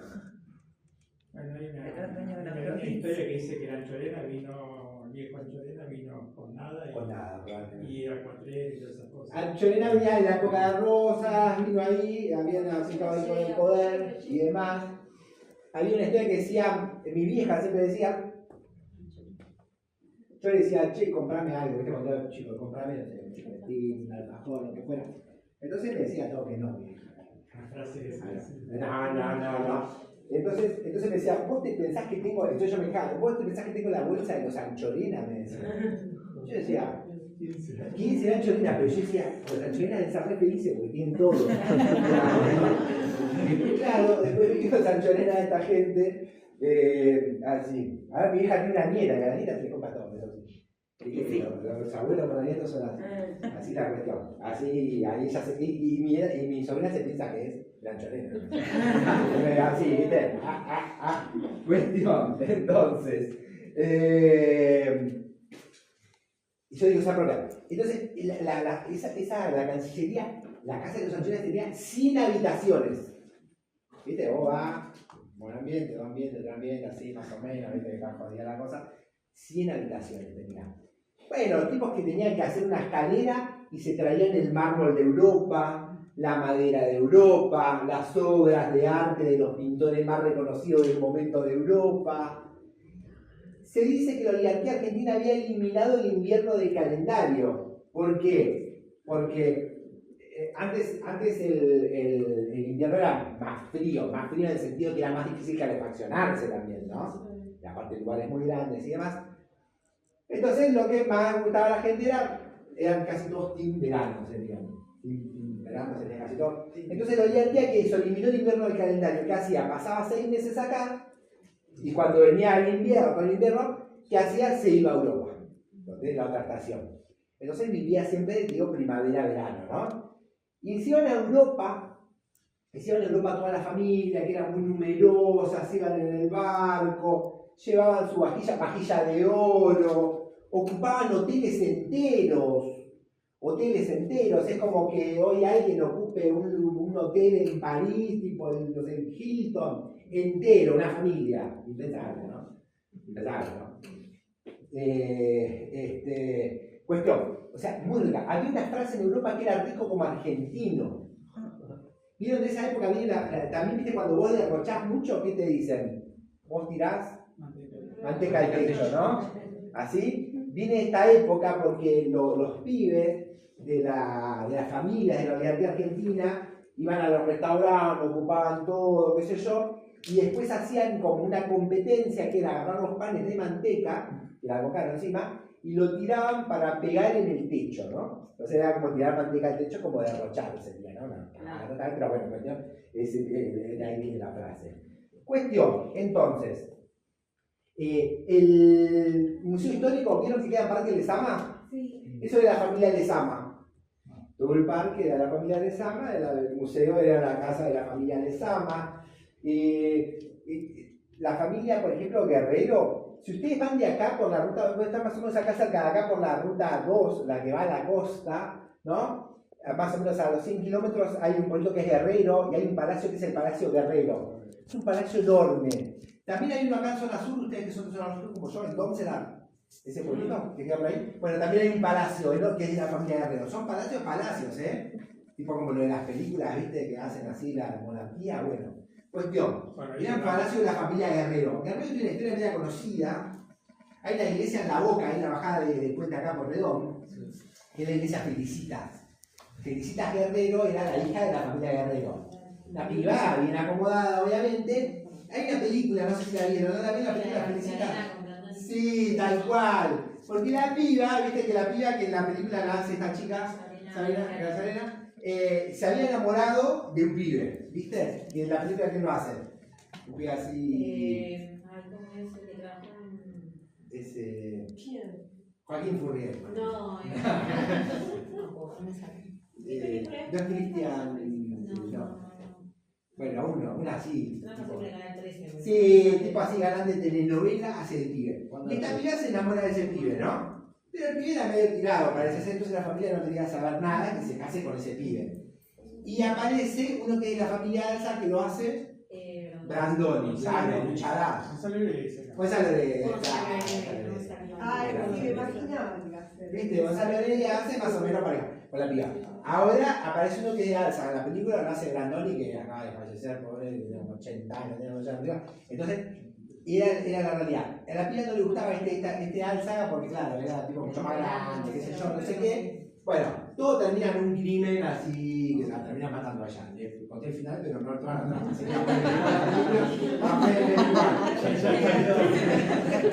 Está buena la película. Y la familia le construyó una iglesia en honor a ella, que es la iglesia esta Felicita que está en La Boca. Y entre esto hacía la monarquía en Europa antes. Entre las imágenes, tipo está la Virgen, María, viste que yo estaba Jesús, los querubines, los angelitos, qué sé yo, y aparecen las caras de la familia, ¿entendés? Del altar. ¿Cómo? La mataron, sí. El pretendiente. Ah, bueno, no le conté nada. Bueno, pero eso obvio. Yo puse yo no vi la película, pero conozco la historia. Ah, viste, yo también conocía la historia, por eso digo, no es que te la spoileé. Claro, verdad, ese que hizo. Sí, que aparece el fantasma, no sé cuál de estos palacios y demás que tenían la familia, es así. Bueno, cuestión que entonces, ¿qué pasaba en el modelo transportador? La oligarquía argentina se da una vida de lujos y placeres. Rapoport, que dice, era una sociedad muy desigual, porque mientras poquitos construían palacios, todo esto que narramos recién, la mayoría donde vivía. Vivía en ranchos absolutamente en la plena miseria, y habían aparecido, por ejemplo, los conventillos, que eran, ustedes saben que, ¿vos viste dónde está la clase alta argentina mayormente? Bueno, viene un montón country también, pero si no, ¿dónde vive? ¿Qué barrio? Barrio norte, ¿cómo viste? Hay zona de embajada, casitas lindas, qué sé yo, ahí vivían los alvear, qué sé yo, y demás. Tipo la zona ahí habitante de Palermo, viste, qué sé yo, bueno. Recoleta, todo eso, ahí vive medio como la vida argentina. Hoy un poquito también Puerto Madero y country, ¿no? Y entonces, claro, a vos te puede llamar la atención por qué la clase dominante no vive en el poder político, que sería Plaza de Mayo, San Telmo, tirando un poquito más Constitución, La Boca ahí al costado, ¿no? Claro, porque ¿qué había pasado? En 1871, cuando gobernaba Sarmiento, tuvo una epidemia de fiebre amarilla, ¿sí? Una epidemia muy grande, y la élite argentina, ¿qué hizo? Se mudó y se fue para el norte. Y se fue para el norte. Y esas casas quedaron como vacías. Y esas casas, cuando llegaron los inmigrantes, fueron viviendas colectivas, que eran los conventillos. El conventillo que era, en una habitación, pongámosle como este aula, podía vivir más o menos la cantidad de gente que estamos hoy acá, o un poquito más también. Un documental que en Rusia pasó lo mismo. Sí. ¿Viste esas películas que tienen esos... En Rusia tienen un montón de sí, sí. Y viven en una habitación un montón de personas. ¿Un montón? ¿De qué primera es esa? No, un documental. Documental. Una chica... No me acuerdo cómo se llamaba. Sí, igual Hay una película que se llama El Santo, si la conocen, que es de Val Kilmer, que justamente ellos se esconden en uno de esos palacios, porque era una espía y se enamora una científica. Entonces, ellos se esconden ahí en uno de esos conventillos, tipo conventillo, y la mafia lo persigue a ella y a él y se terminan escondiendo en un subsuelo. Tremendo. Bueno, y hay 150 familias podían entrar. Sí. Y hay una obra de teatro que es re linda, que me encanta, de Bacareza, El conventillo de la Paloma. Es una obra clásica, tal cual. Y hay otra, a usted que le gusta el teatro, entonces hay una que es de. Hay un grupo que queda en La Boca, que se llama el Grupo Catalinas. Sí. Ahí lo conoce el compañero, tiene una obra que es como el fútbol argentino, que la hacen hace 1000 años, creo que la hacen de la Vuelta a la Democracia. Y tiene un par, tiene otra de la inmigración que venimos muy lejos, creo que otra más. Son muy lindas, los actores son toda gente del barrio, ¿no? De todas, hace muchos años. Ay, yo fui una vez. ¿Qué hacen en la plaza de San Telmo? Sí, y hacen desde gente, desde los abuelos hasta los chiquitos actúan. Es muy lindo ahí, qué sé yo, pueden ir un día ahí. No sé, yo fui hace como 10 años, pero lo hacían los domingos, un domingo al mes, en la plaza de San Telmo. En la plaza de San Telmo, también, ahí está. Era muy lindo. Porque aparte estaba toda la gente acumulada y de golpe te apareció un actor atrás, pegaba un grito. Y claro, es como veo, sí, está muy bueno. Lo pueden rastrear ahí, pueden ir de una salida amorosa. Entonces, sí, se engancha con alguien, es una buena salida.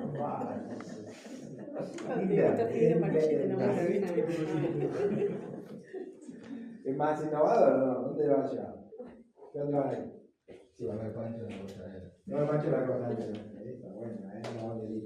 Bueno, cuestión. Entonces,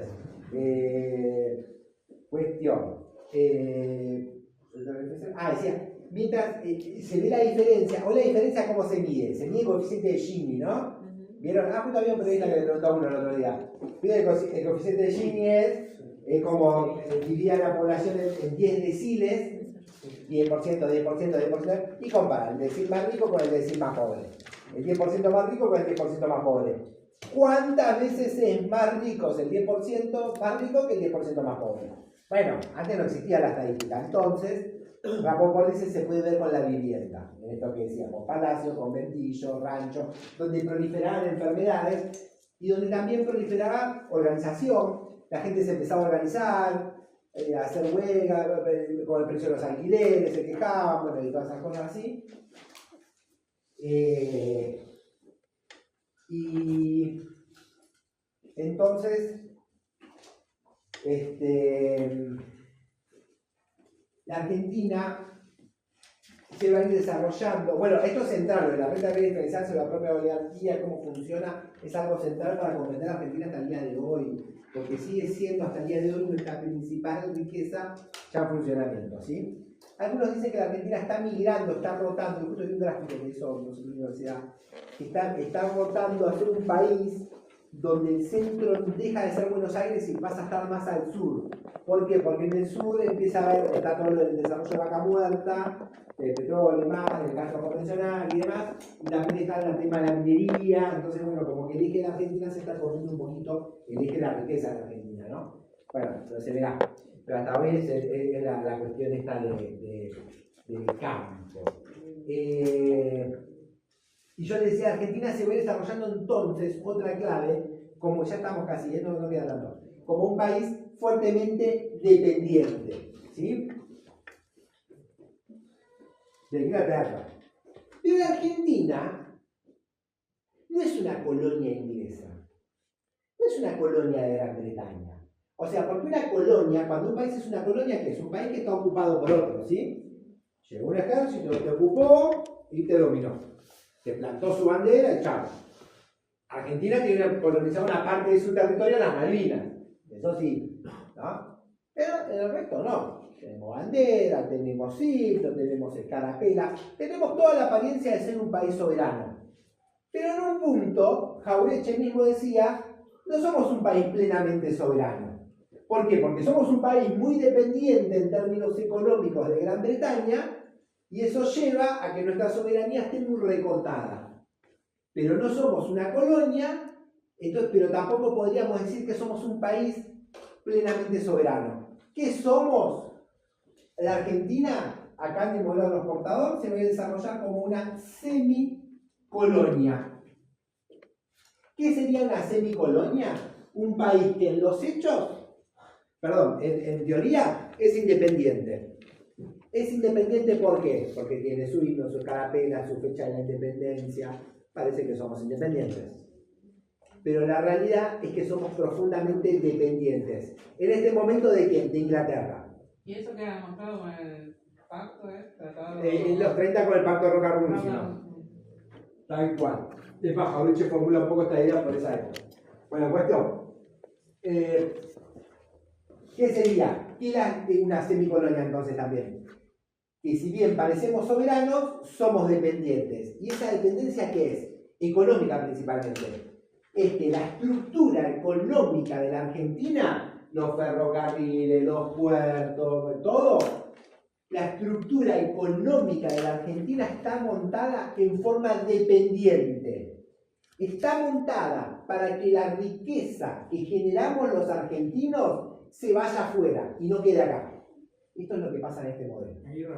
Una parte queda acá, pero de 50 familias, pero la mayor parte se va a Inglaterra. Por habla ahí el curso del presidente de la Sociedad Rural. Sí. Que no sé por qué justamente se llama nadie de la bueno. Cada año hacen un raconto de los discursos. Bueno, pero dice que lo mejor que le pudo haber pasado, lo mejor que tenía Inglaterra fue, Gran Bretaña fue que pudo invadir a la Argentina tantas veces y ese era el mejor mérito que tenía para defender de ese país.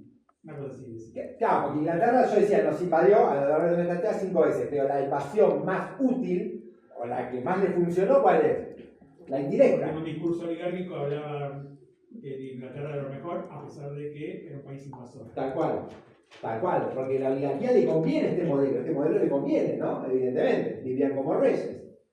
Entonces, una semicolonia se caracteriza por tener la estructura económica montada en forma dependiente. ¿Qué hace? Que la riqueza que vos generás se vaya al extranjero. Yo por eso cuando decía Macarena lo de que Argentina genera mucha riqueza, digo, bueno, genera, pero mucha se va afuera. Y yo ponía el ejemplo de oro de la Argentina, digo, hoy en los últimos años, digo, vos tenés un montón de sectores que generan un montón de riqueza hoy en la Argentina y se lo apropia el 6% de la población, nada.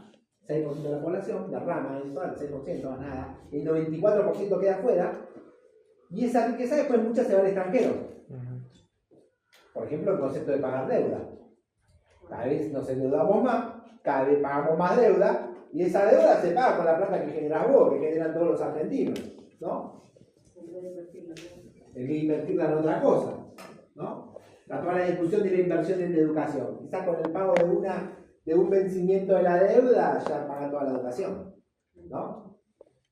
Así, la cuestión. Pero bueno, cuestión. Entonces, ¿Eso puede ser consecuencia de inversión extranjera? Inversión extranjera, tal cual, endeudamiento, estos ferrocarriles, los frigoríficos. La Argentina, también Inglaterra, va a imposibilitar que tenga una marina mercante, que tenga barcos para comerciar sus productos. ¿Sí? Va a impedir que tenga barcos para comerciar sus productos. ¿Por qué? Porque también es parte de la dominación, que vos tengas que manejar tu mercadería a través de barcos extranjeros. Es lo que pasa hoy en Argentina. Por eso el poder político también lo que hizo fue anular las leyes de aduanas. Claro, tal cual, anular de aduanas, todo eso. Que eran proteccionistas. Lo único bueno que trajeron fue el fútbol al final. El fútbol. Y nosotros le dimos como la vuelta, ¿no? Nosotros los 3 campeonatos mundiales, Inglaterra, ¿cuándo? Uno, lo robaron, Y ahí, con la pelota con el costo y caja afuera. Ojalá pudiéramos vivir del fútbol. Banderinazo de ratismo. Esa, sí, tal cual. Ellos no saben de qué estamos hablando. Se sentó en la alfombra, ahí lo conocen, creo ustedes eso. Linda pateada ahí. Bueno, cuestión, entonces. La Argentina es semicolonia. La semicolonia, repito, entonces es un país que parece ser independiente, pero en los hechos es dependiente. ¿Por qué? Porque su estructura económica está montada de forma dependiente. Ahora, para que funcione esa semicolonia, como no hay alguien que te esté apuntando como en una colonia con un arma a la cabeza, si la dominación no es por la fuerza, ¿por dónde puede ser? Por la cabeza, como dice el compañero, por las ideas. Jauretche hablaba de la Colonización pedagógica, exactamente. Jauretche, ¿qué dice? A esa estructura económica dependiente le corresponde una parte cultural de colonización pedagógica. Que te coloniza pedagógicamente, te hace que vos pienses que lo que hace que seas dependiente es lo que más te conviene. Te instala eso en la cabeza. Te lo va instalando desde que sos chiquito, cuando sos grande, con la historia que te cuentan, con lo que te cuentan las noticias, con lo que te cuentan las redes sociales, todo eso es parte de la colonización pedagógica. Te colonizan pedagógicamente, te colonizan la cabeza para después poderte meter la mano en el bolsillo y saquearte tu riqueza. ¿No? Así funciona el orden semicolonial. En el modelo de los portadores, y uno podría decir, si la Argentina hoy, cada uno se podría preguntar si no es una semicolonia también, ¿no? ¿Dónde se va la riqueza? El mundo dominado por un poquito de países y la mayor parte de los países podríamos decir o preguntarnos si no son semicolonias de otras potencias, ¿no? Cuestión. Entonces, este modelo de los portadores va a ser un modelo muy desigual.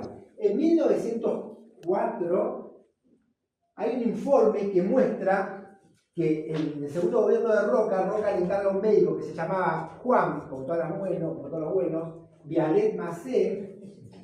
Juan Vialet Macé se llamaba, y le encarga hacer un informe sobre cómo viven los trabajadores de la Argentina.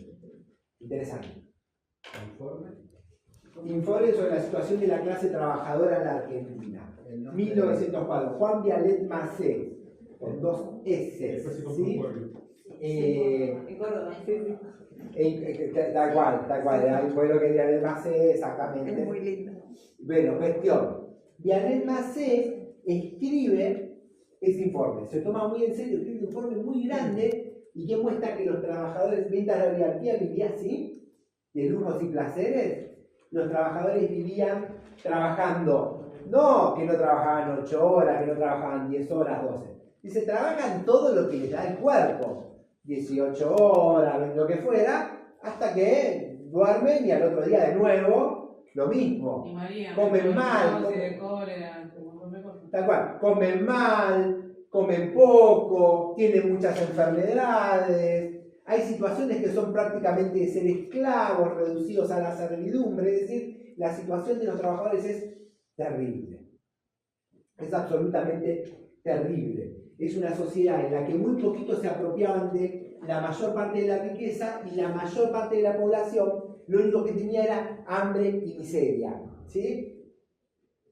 Todo eso lleva a organización de sindicatos, a lucha de los trabajadores por intentar de obtener algunos beneficios, lleva también a una lucha por intentar de obtener la posibilidad de votar y elegir a los representantes. Eso se va a lograr en 1912 con la ley Sáenz Peña, y fruto de esa ley Sáenz Peña, en 1916 va a asumir Hipólito Yrigoyen, que era un tipo que, bueno, empieza a intentar de hacer algo a favor de los trabajadores.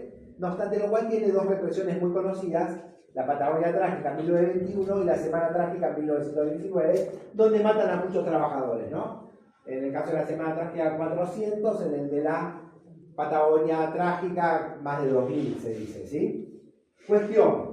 Pero bueno, empieza a legislar un poquito a favor de los trabajadores, qué sé yo, se crea YPF como una industria estatal, empieza a intervenir ahí, cuestión que en el 30 golpe de Estado. Y ese golpe de Estado tiene mucho que ver también con que en el 29, creo que ustedes recordarán, se había dado una crisis en Wall Street, en Estados Unidos, la caída de la bolsa, el jueves negro. ¿Y eso qué llevó? A que Argentina, como era un país muy dependiente, esa crisis repercuta mucho en la economía argentina, empieza a proliferar muchos problemas económicos y demás, y generar un caldo de cultivo para que haya un golpe de Estado, el primer golpe de Estado del siglo XX contra el pueblo de Yrigoyen. Y en gran medida también es que la crisis de Wall Street y el impacto de Argentina muestra que la dependencia argentina por el modelo agroexportador hacía que la Argentina sea un país muy vulnerable, con mucha vulnerabilidad a los cambios externos. Por eso impacta fuerte en la Argentina, y en los 30 va a empezar un recorrido la Argentina, más aún con el estallido de la Segunda Guerra Mundial en 1939, va a comenzar un recorrido de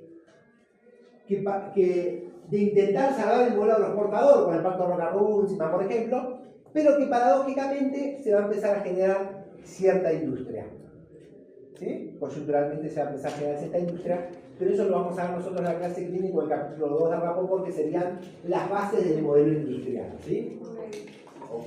Hasta acá bien, dudas, preguntas, lo que quieras. ¿De qué página? A los de mi comisión entregué los parciales, los que llegaron más tarde, ahí me di el compañero, por ejemplo, lo ahí, y no le di el parcial, ahora se acercan y se los doy. Rapoport, como estaba en el campus. Capítulo 2, sí.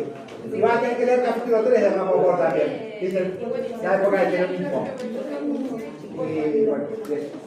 Bueno, muchachos, muchachas, que sigan bien la semana, descansen, cuídense. Nos vemos la próxima semana, todos los que son conmigo y todos los compañeros, con la claro que les van a dar sus parciales. Y no pagan más.